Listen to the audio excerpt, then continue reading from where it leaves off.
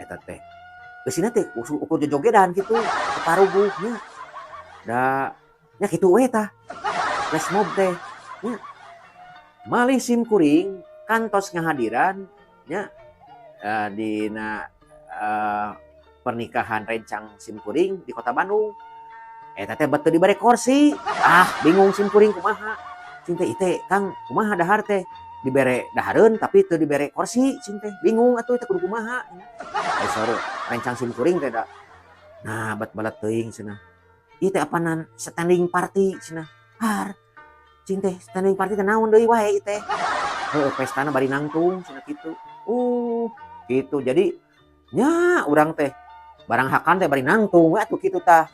Geus nu macam-macam dikaseureun.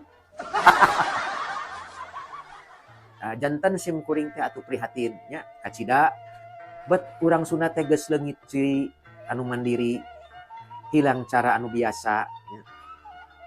Adat istiadat teh geus teu resep deui nya dikokolakeun, ditampilkeun, dipidangkeun teh geus teu percaya diri urang Sunda oge kitu tah.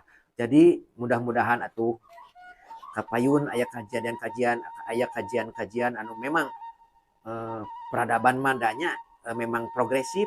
Nah, tapi samata-mata progresif oge ulah ngahilangkeun nilai, etika, moral.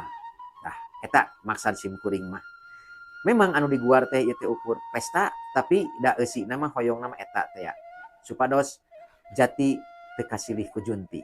Kawas kitu.